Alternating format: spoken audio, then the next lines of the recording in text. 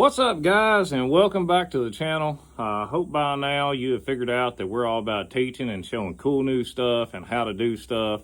And today, boom, PowerBrakes, new sidekicks going on my power poles. This is going to be the first video. I'm going to do another one of showing the full system go on my other boat. Now, everything comes in the pack, the install kit that he sends. There right there is your wire for going to your switches up front. I just wanted to be able to show you all how it is, how easy it is to install. And if you can't figure it out, that's fine. There's plenty of people out there that can install these for you. No, I'm not one of them, but we've got a lot of great install shops. Give them a holler, get it done. Go over to PowerBrakes.com. Check these out after the video. I'm extremely pleased with the quality of these mounts and the little breakaway system they got there. That's different. I like that. Maybe it'll keep me from having to buy new props and new trolling motors. So check them out. Here we go. Let's get started. The very first thing that I got to do is, well, I've got to get this from back there to up here. And this is the suckiest part. Thankfully, I think it was Harbor Freight. I was able to buy my fiberglass bendable, connectable wiring sticks. I don't know what they were. They were $7 or $8, and you get 20 foot of 3 foot long connectors that screw into each other. They'll bend in a U, and that's what I've used for the last 4 or 5 years rigging boats. So I'm gonna get this wire ran, and then I'm gonna get back to you. All right, guys. These are the fiberglass rods I was telling you about. They screw together at each end. You got about 20 foot of 3 foot sections in there. They bend in a U. They're awesome for rigging a boat. It's basically about like a gun cleaning kit, really. But that's what you use to run the wires from one end to the other. Highly suggest picking those up for under 10 bucks. Here's the box. Oh, I got another hat. That's all right. All right, here's the box. This, Chad's already put together the trolling motors for you. He's included the props. And here's one of the best things about this. Well, I ain't even cut the zip ties off. That locking power mechanism that is fully waterproofed for submerging these things in the water.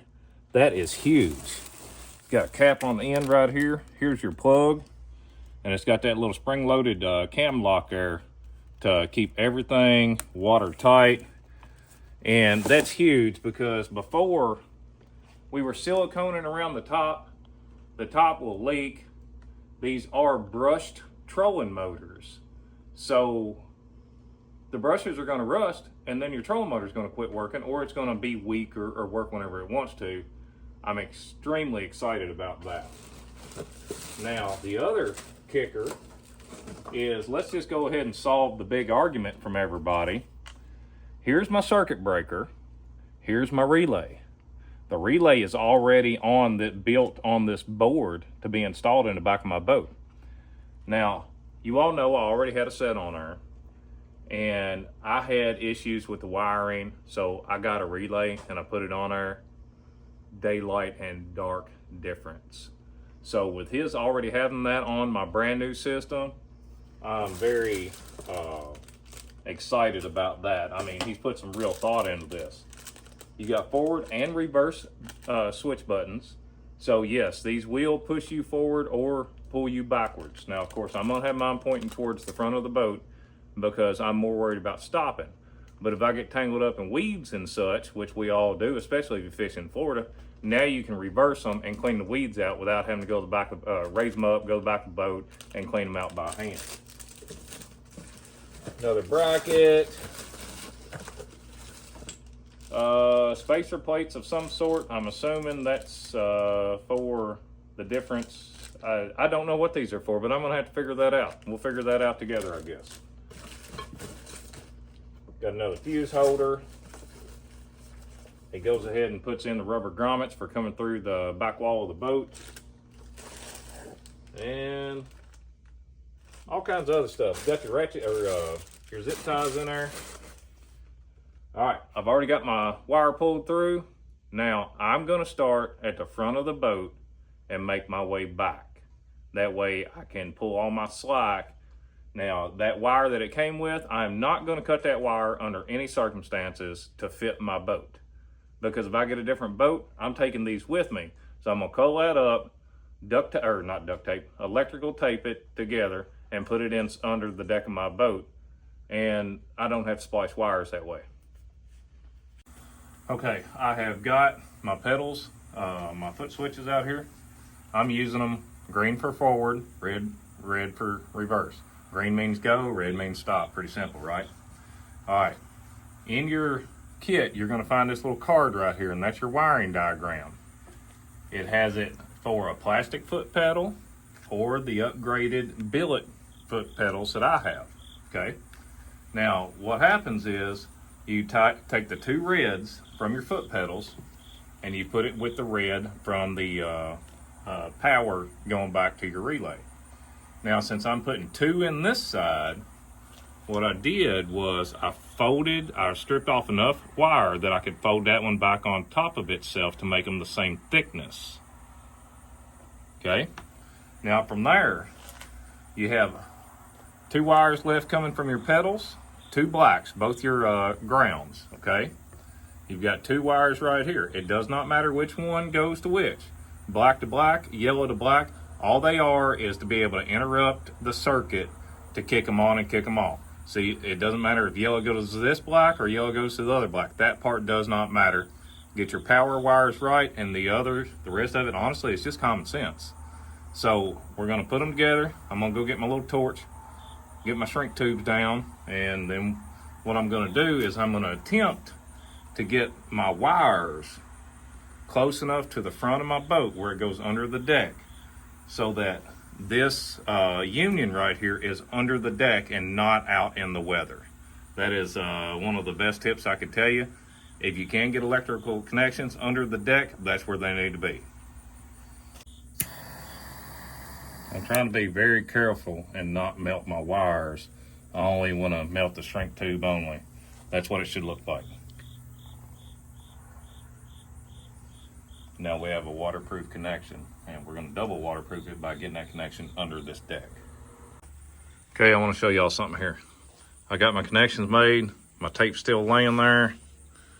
Do not grab that and pull it off. When you do,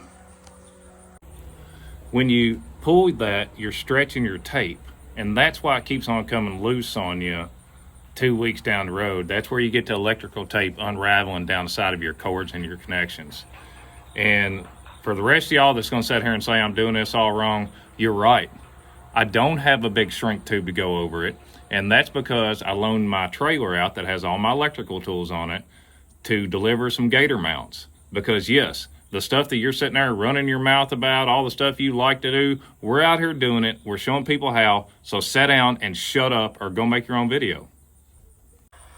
All right, it's time to figure out where we're gonna put these and then get ready for these to be screwed down.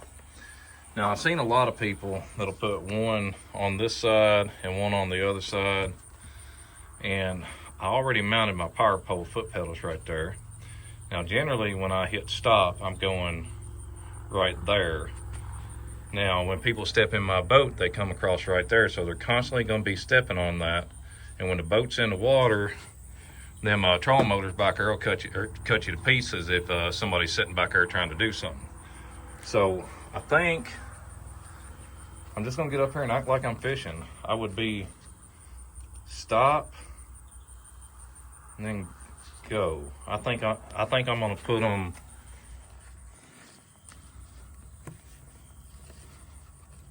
like that right there. So I've got my whole little office center sitting right here. So that'd be stop, because this is about the position I'm in when I'm fishing. That'd be stop, that'd be go. That's too close to that knob. And yes, I'm a little longer legged than some people, so you may not like that, but right in there is, I usually have my pedal right here, so that's a little bit closer to me. Gives me a good spot to be able to hide the wires where nobody's tripping over them. So I think that right there is Kind of like the little arch in it. That's kind of what I'm thinking. Well, guys, I dropped my power poles down so I can work on them here instead of trying to do it up in the air. Those little brackets that I was talking about, those are shims to go in behind here so it fits correctly right here. Now, if I can get her flipped around here to where it fits right. Yep. So you just flip it around till it fits. The power poles have angles at the top and bottom. One way it works, one way it don't. Now, it came with these stainless steel Allen head bolts. I like the Allen heads. They're called cap screws. I like them because you ain't got a head that's going to strip. And with those having to be back in there far enough to get away from this breakaway, it makes sense. And I do have a machinist background, and I really like cap screws way over anything else. It is it's a standard. It's looks like a 3/16 Allen head. All right, I'm gonna run these in there. You got your two standard holes right here. I'm gonna get these bolted on, then we're gonna go after some trolling motors. All right, guys, we're to the point now that this is where I would usually grab somebody to come help me. I think the way this is made, I can handle it by myself. When he builds these trolling motors, see that lip right there? He's already got a rubber sleeve over the shaft to help protect your shaft and keep it from twisting and turning. Let's see if I can do this by myself. I know somewhere in there is about where that I would like to have it.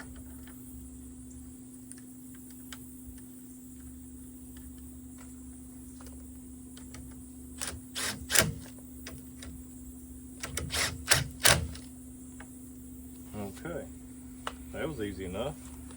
Now, this is about the height that my trolling motors will be down when I'm using these. So right here, dang, it sucker holds now.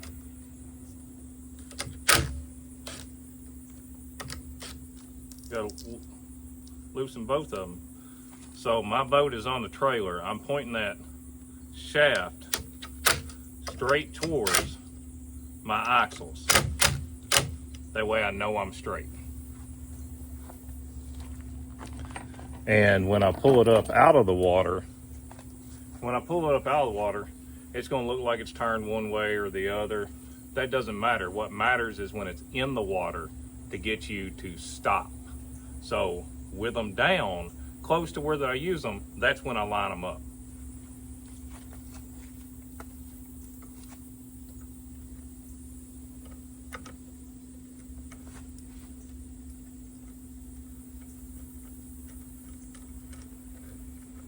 Even though I'm using this impact, I always start the screws by fingers.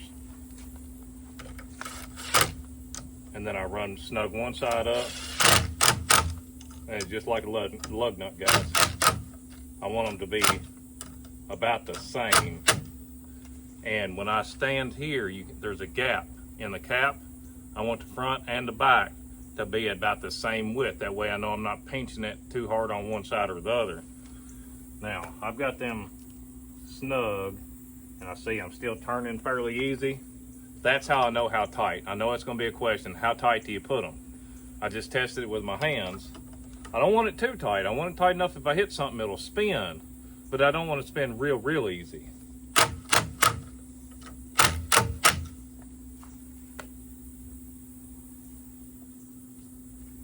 That's fairly snug. The gap's on top. The bottom one, the gap was wider. So that's why I tightened it next. Oh yeah. That right there, it's getting really close to where I want it at. You should not be able to squash a round pipe. So I'm not worried about squashing the pipe, torquing them down. I'm worried about snapping the bolts off in the holes. So that's what I'm worried about. And that's why I'm taking it extremely easy. Oh yeah. That's more Jeremy Mattingly style right there. That dude ain't moving. All right, guys. Ran into something that's a little bit different. This is a big old wire.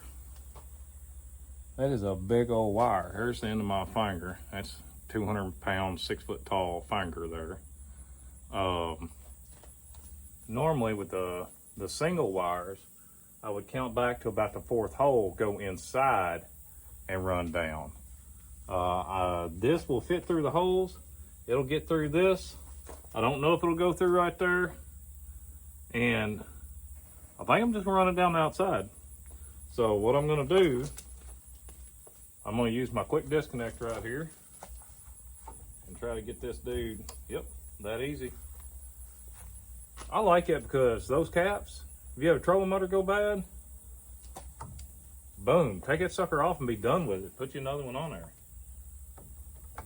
Not that they're cheap and they're easy to throw away, but that hurts my feelings a whole lot less when I ain't got to do all that extra work. So I'm gonna get just a little bit of slack right here. And I'm gonna go down through here. Now I ain't gonna tighten any of these up right now. I'm just gonna get it to where that I think would be good. Try to figure out where that I can get it and where that I can't. All right, that one right there goes the very last hole. Wasn't willing to let me put a zip tie through it because the cylinder's hitting right there. Right, wrong, or indifferent, you may not like this. If you don't do yours like that.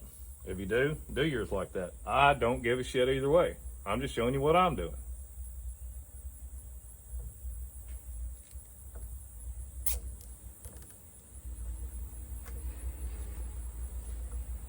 I'm probably gonna go just a little bit overkill on this and put a couple extra ones on it. I don't want limbs or branches or anything grabbing that wire. And as long as it's tight, they can't really get in there.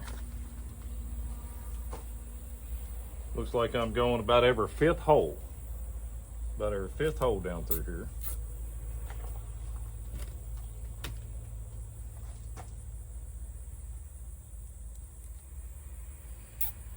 Now, I want a little bit of slack.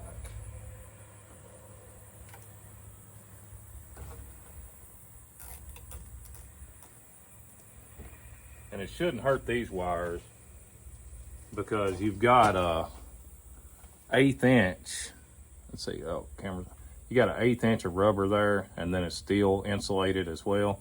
So you should be able to really bear down on those zip ties and not hurt it none. I gotta find my snips.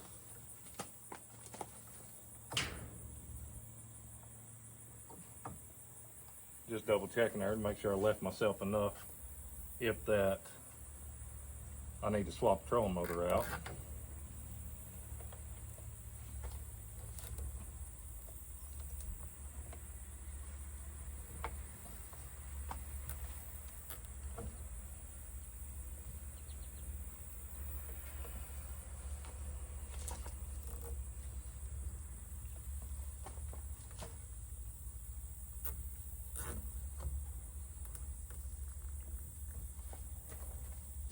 I think I like that. I had to come up over a screw right there. I can leave it down, but I don't want it turning around under that thing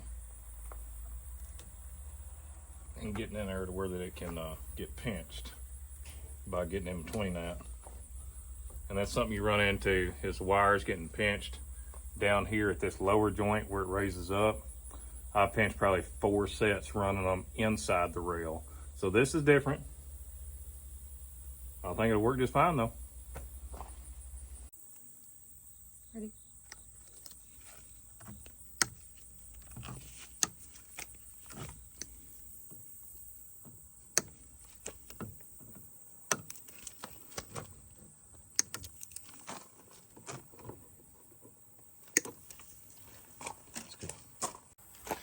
All right, guys, right here's what she looks like. I left slack right here for when it goes all the way down. Usually when you come out right here, you'd have to leave a little loop so that it'd have enough room. Got a little bit of slack right there. That's what it looks like. I have it zip tied to my hydraulic cables for my power poles. Now, moment of truth. All right, they're both up. That's on the outside where it's supposed to be. Everything's still on the outside. I do believe we're in business. Let's put them down and raise them up again. I'm looking for anything to... All right, well, it came down. That, yes, it could catch a stick, but if that catches a stick, it would have caught it right here. So, nature of the beast. Well, guys, I ain't much to leave a project undone, but Brittany just came out here. I forgot, we got a wedding to go to, so I'll be in different clothes here in half a second, and I'll be finishing this tomorrow. All right, guys, I got back out here. I've been at it, I don't know, about 45 minutes or so. We've got them wired up. I'm gonna show you what we got going here. All right, this whole piece right here, you've got your circuit breaker, you've got your relay. It all comes together straight from PowerBrakes, just like that, ready to bolt on. It's got a bolt there and one at the bottom. Now, yes, I have not cleaned my wires up yet. I was trying to get everything together so that I could check it out. And in the box, right here's your diagram. If you lose this diagram, come back and screen caption this video right here. This is your diagram. This right here is the cord that goes to my switches up front. That goes to my forward and reverse switches. This is a relay that I just showed you.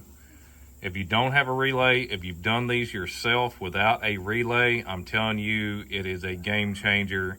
You will get 3 times the amount of power if you put a relay in. What that relay does, instead of sending the power all the way to the front and all the way to the back, traditionally wiring, the way I did it the first time, you put that relay in there and it keeps all your power within 2 feet of your battery. All it is a circuit interrupter that the switch cuts on and off, completes the circuit, and tells the relay to let the power pass. So by having it back here, you're not losing voltage going to the front and back, and your trolling motors will have 3 times the amount of power that you have currently. Okay, here's my wires going to the front. Red, yellow, black, okay? Now, if you get these mixed up, I don't think it's gonna be a big deal. The only one that really matters is the red going on the positive of your relay. Yellow and black, I don't really think it matters, but I did wire it per the diagram. Then you've got your hot wire going to your circuit breaker. Your circuit breaker is on the left-hand side right here. Now, if you don't have power, see that little red pop out right there? If that breaker is tripped, all you have to do is flip it back up. Now you're resetting, you got power.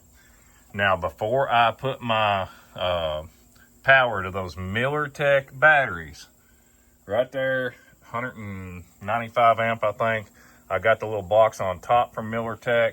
You got to check them out. But before I connected that, I got all my connections done here and then connected to the battery. Well, it's moment of truth, boys and girls. We're going to shut the engine compartment back there that way you can see what's going on. All right, I'm going to raise these up so we can see it from the front. All right, there they are. Let's go up here. Let's see, stop first. All right, let's see. Can I zoom in there? Yes, I can. All right, here it goes. Initial test. Oh, we got power and we have flat got some torque too. That right there is where that relay comes in. Let's go the other way. You can hear the relay clicking back there in the engine compartment. That I'm going both directions right there. Guys, I have to say, the install was pretty easy. The stuff that wasn't self-explanatory, they had diagrams, visual, not, I would have done the whole guy thing. I would not have read the directions. I'd have flipped through till I found the pictures. Well, this dude that makes them, he's a guy, he made them in pictures, and that's all he made, and that's what I did. But I am very, very impressed with the quality of this mount. And for your breakaway up there, it came with probably 50 shear pins in the box that I'm gonna be putting in here, because I hit them stumps, I ain't slowing down. And that's why I gotta replace my equipment every once in a while.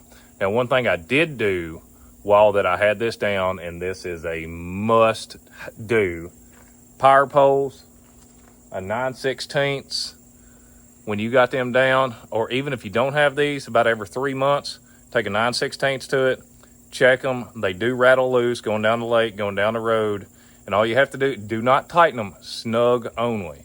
Power pole maintenance, if you will tighten all them bolts up with a 9/16, and also if you've got these little covers right here, it's got 6 screws in each side. Take that off. You got 2 more right here that all you got to do is just snug up. So I can't wait to get to the water with this. The amount of torque that this has with his wiring setup is unreal. So check them out, PowerBrakes. Check them out on Facebook. Go to PowerBrakes.com. If you can't get a hold of them, can't figure it out, call me.